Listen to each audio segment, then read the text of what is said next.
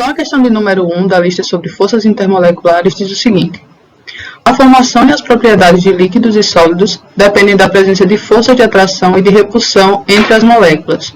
Essas forças governam as propriedades físicas da matéria. Sobre as forças intermoleculares, classifique. Letra A.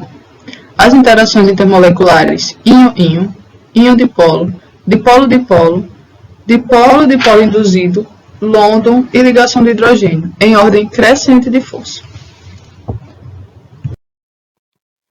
Em primeiro lugar, vamos fazer uma breve revisão, porque aí vai ficar mais fácil de a gente responder a questão. Então, a questão ela fala de algumas interações entre íon e moléculas que ela chama de forças intermoleculares. E aí ela fala sobre a íon-íon, íon-dipolo, dipolo-dipolo, London, dipolo-dipolo induzido e ligações de hidrogênio. Só que uma coisa a se ressaltar é que um íon não é considerado uma molécula. Então, essas interações íon-íon não são interações, forças intermoleculares, assim como a íon-dipolo.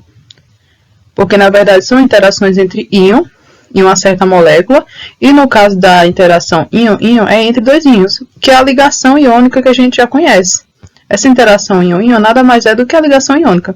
Então, a gente tem um átomo de metal e outro íon ametal, que é o flúor, e aí o metal está doando um elétron para o flúor, ficando com carga positiva, enquanto o flúor fica com carga negativa, porque recebeu esse elétron.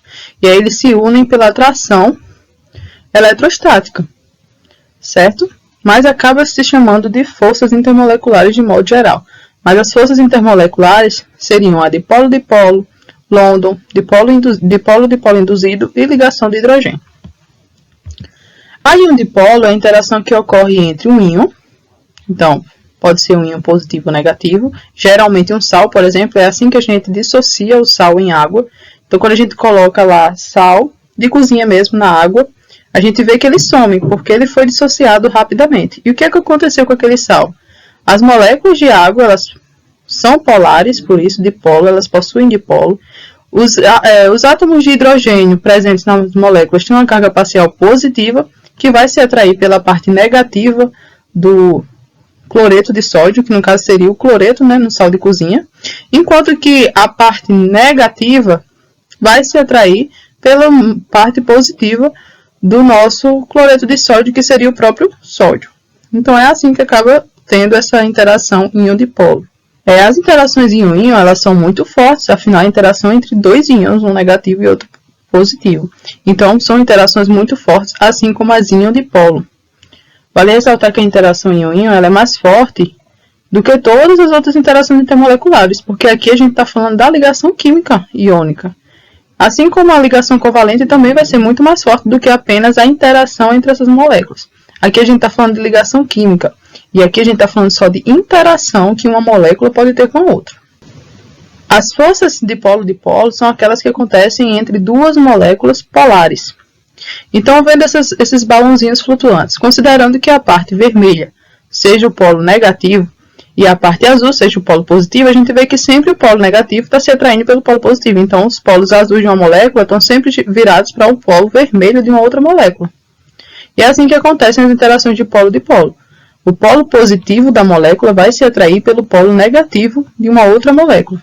Então, para ter ligação de polo-dipolo, essa ligação ela precisa ocorrer entre moléculas polares, Depois a gente tem as interações de London, que são interações que ocorrem entre moléculas apolares ou átomos apolares, que é o caso aqui do neônio.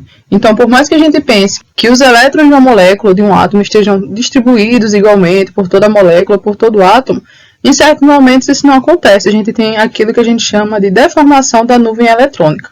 Então, em certos momentos, os elétrons eles podem estar todos em uma região daquele átomo ou molécula, e deixar o outro lado, que ficou com menos elétrons, positivo.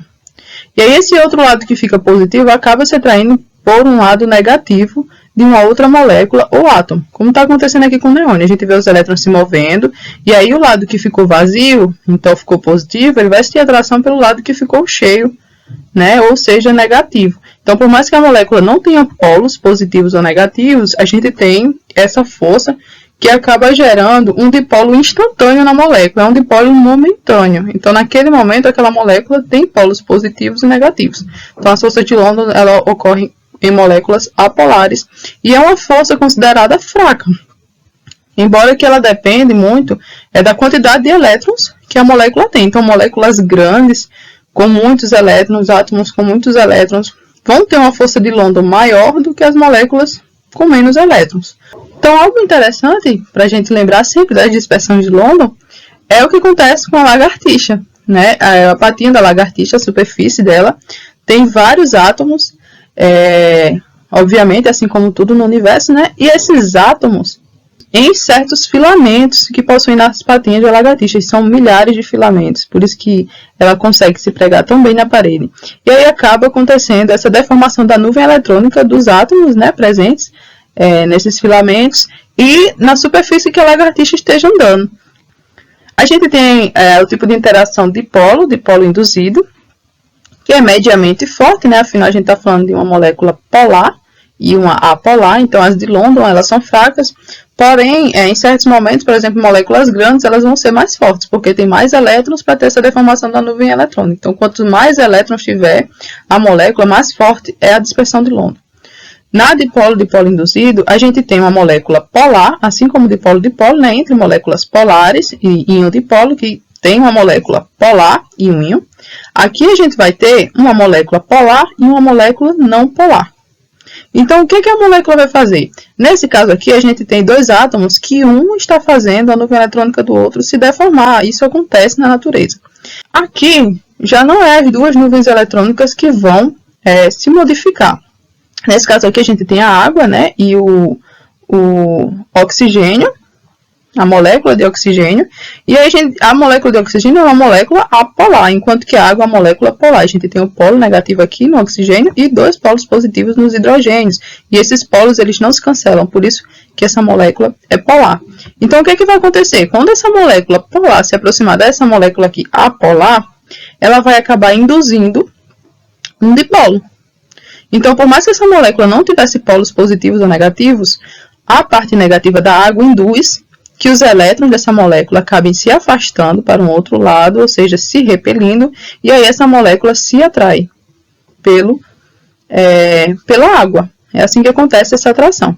Então, quando esses elétrons eles são repelidos, né, essa nuvem eletrônica é deformada, a gente acaba ficando com a região positiva. E assim acontece a interação dipolo-dipolo induzido, que é depois da dipolo-dipolo forte, teoricamente, né? Não tão forte quanto íon-dipolo e não tão forte quanto íon-íon. E por fim, as ligações de hidrogênio, que são aquelas interações que ocorrem quando um hidrogênio está ligado a um oxigênio, flúor ou nitrogênio, aqueles elementos mais eletronegativos da tabela periódica, se a gente for lembrar. Porque o átomo de hidrogênio, quando ele está ligado a um átomo muito pequeno, muito eletronegativo, ele é atraído pelo par isolado de elétrons de um desses átomos. Então, é justamente o que está acontecendo aqui. A gente vê sempre que, aqui a gente sabe que numa gota a gente vai ter várias moléculas de água. E essas moléculas vão estar sempre tendo atrações intermoleculares de ligação de hidrogênio. Dessa forma aqui, a parte negativa da água vai se atrair pelo hidrogênio, né, o oxigênio. Então, se a gente fosse falar em forças, né, que é o que a questão pede para a gente ir da mais fraca para mais forte, o que a gente pode pensar? Que a gente tem as de dispersão, né, as forças de Van der Waals, que é a de dispersão, dipolo induzido, que são momentos que precisa ser induzido momentos em certas moléculas. E essas forças, elas não são tão fortes quanto um íon-dipolo, quanto um dipolo-dipolo, por exemplo.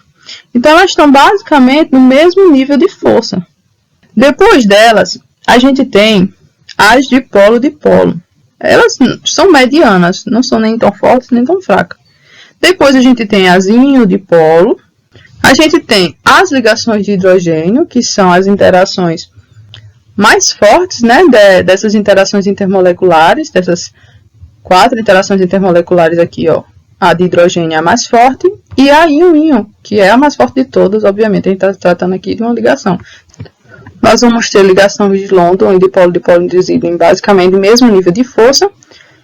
Dipolo maior, íon-dipolo, ligação de hidrogênio e íon-íon. E é isso.